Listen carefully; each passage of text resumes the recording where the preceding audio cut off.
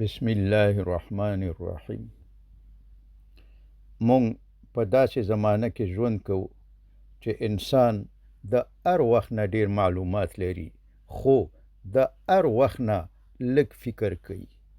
د هر وخت نه ډیر خلک ویني، خو د هر وخت نه ډیر یوازې دی.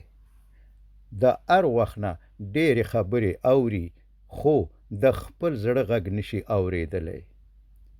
زمونږ په لاس کې یو وړوکی موبایل دی، خو همدا وړوکی شی زمونږ فکر، زمونږ وخت، زمونږ احساسات، زمونږ خوب، اخلاق او حتی زمونږ د ژوند لوری بدلوي.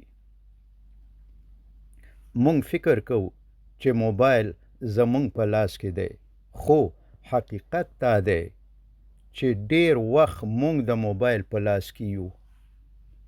انسان وای یوازې 15 دقیقې ګورم، خو 15 دقیقې نیم ساعت شي، نیم ساعت یو ساعت شي، او یو ساعت د ژوند یوه برخه وخوري. یوه ویډیو ختمه شي بل راځي، یو پوسټ ختم شي بل راځي، یوه خبره غوسه راولي، بله حسد پیدا کوي، بله شهوت راپاروي، بله زړه ماتوي، بله انسان د خپل ژوند نه ناخوښه کوي، او انسان یوازې سکرولینګ یا د موبایل په سکرین ویډیوګانې ښکته او پورته کوي. نه پوهیږي چې وخت روان دی، نه پوهیږي چې ذهن بدل شوی دی، نه پوهیږي چې زړه سخت شوی، نه پوهیږي چې سکون د لاسه ورکړی. پخوا به د انسان د بندي کولو دپاره زندانونه وو، زنجیرونه به وو، دروازې به تړل کېدې، خو نن دروازې خلاصې دي. انسان په کوټه کې آزاد ناست دی، خو ذهن بندي دی. نننی زنجیر اوسپنه نه ده، نننی زنجیر سکرین دی. دا زنجیر نه غږ کوي، نه درد لري، نه ښکاري، خو انسان ورو ورو د دننه نه تړي. سوشل میډیا داسې نه ده جوړه شوې چې ته زر ترې خلاص شي. دا داسې جوړه شوې چې ته پکې پاتې شي. ستا کمزوري پیژني، پوهیږي چې ته په څه غوسه کېږي، په څه خوشحالیږي، په څه حسد کوي، په څه خفه کېږي، په څه تحریکېږي، او په څه ډیر وخت تېری. بیا هماغه شیان درته بیا بیا مخې ته راولي. ته فکر کوې چې ته انتخاب کوې، خو حقیقت دا دی ډیر وخت انتخاب درته مخکې د مخکې نه جوړ شوی وي. ته فکر کوې چې ته ګورې، خو په حقیقت کې تا ته ښودل کېږي. ته فکر کوې چې ته آزاد یې، خو ستا پام، ستا احساسات او ستا وخت د یو داسې نظام تر واک لاندې دی چې مقصد یې ستا اصلاح نه ده، بلکې ستا بند ساتل دي. د انسان دماغ د خوند پسې ځي. هره لنډه ویډیو، هر جذاب تصویر، هر تود بحث، هر شرمونکی منظر، هر حیرانونکی خبر دماغ ته یو لنډمهاله خوند ورکوي، خو دا خوند زر ختمیږي. بیا دماغ بل خوند غواړي، بیا بل، بیا بل. په همدې ډول انسان د سکون په ځای د تحریک عادت اخلي، د فکر په ځای د عکس العمل عادت اخلي، د صبر په ځای د بې صبرۍ عادت اخلي.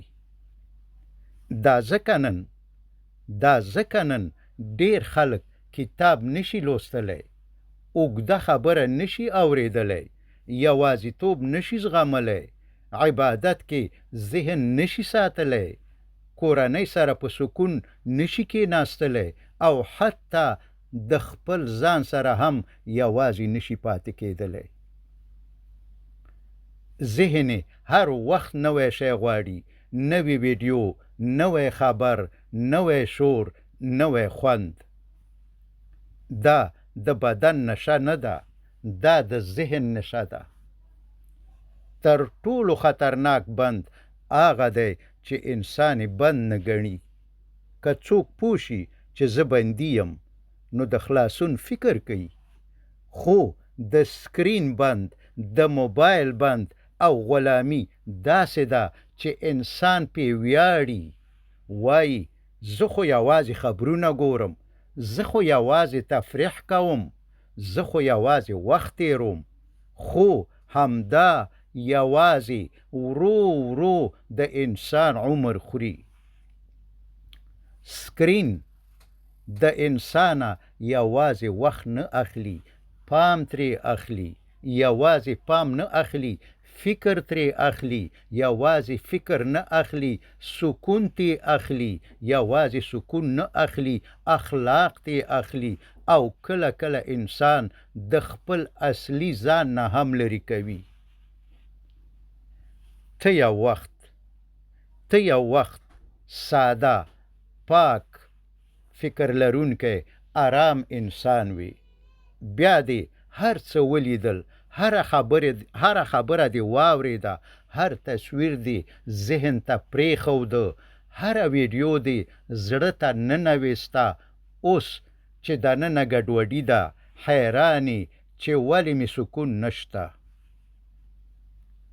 سکون په هغه زړه کې څنګه پاتې شي چې هره ورځ سلګونه پردي فکرونه پکې اچول کېږي.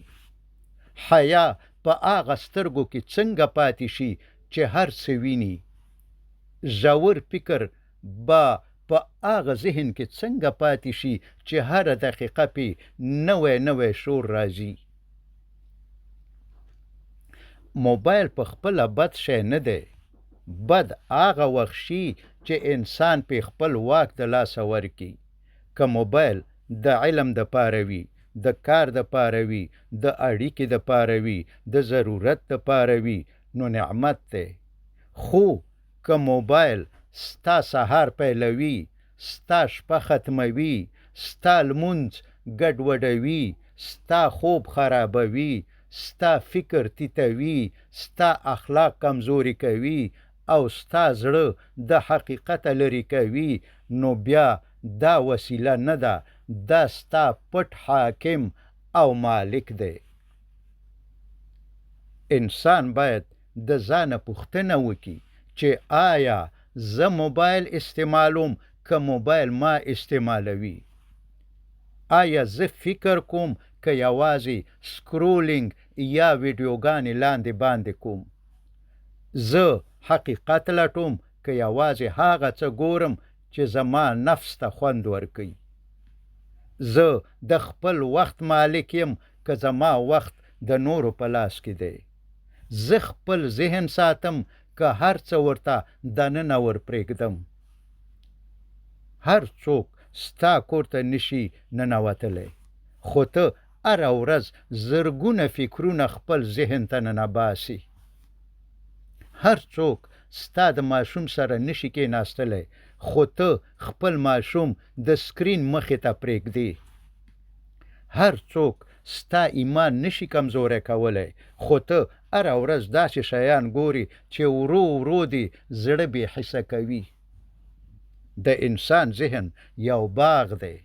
که ته پکې ښه تخم وکرې، ګلونه به درکړي.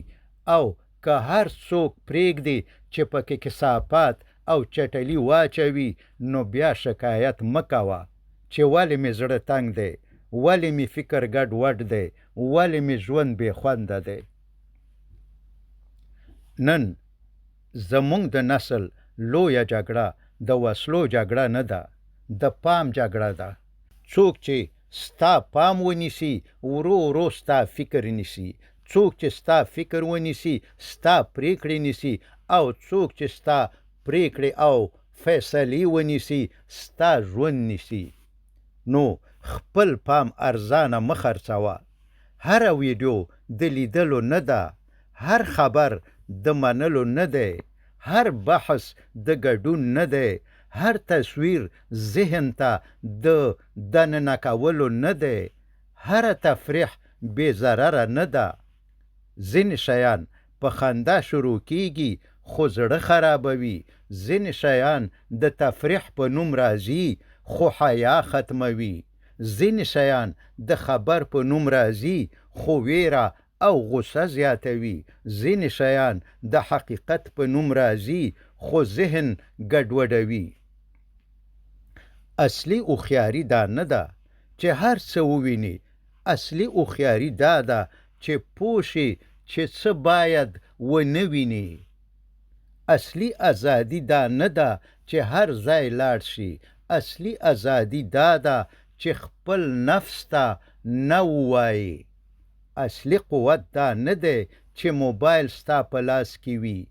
اصلي قوت دا دی چې ته د موبایل په لاس کې نه یې. که ته غواړې خپل ژوند بیرته خپل لاس کې واخلي نو د خپل سکرین سره حساب شروع کا.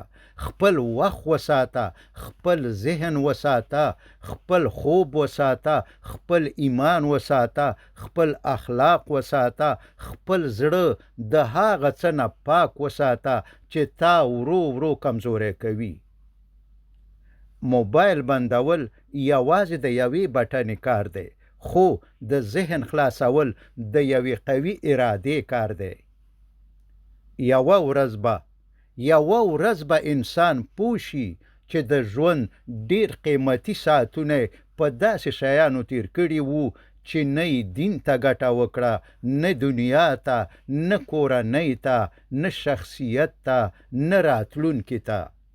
یوازې ګوته خوځېده، سکرین بدلېده او عمر کمیده.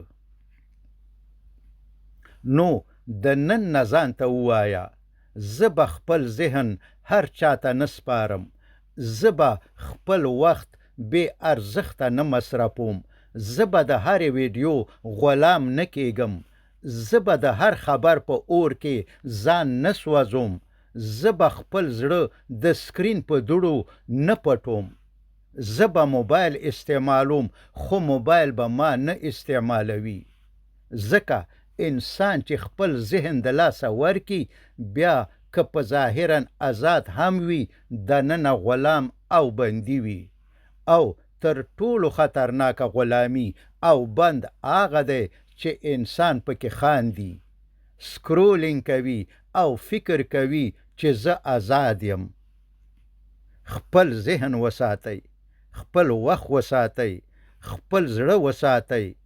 ځکه امدا درې شیان که د لاسه لاړل انسان په ظاهر کې ژوندی وي خو ژوند د نورو په لاس کې وي. وما علینا الا البلاغ. وصلى الله تعالى على خير خلقه محمد وآله وأصحابه أجمعين.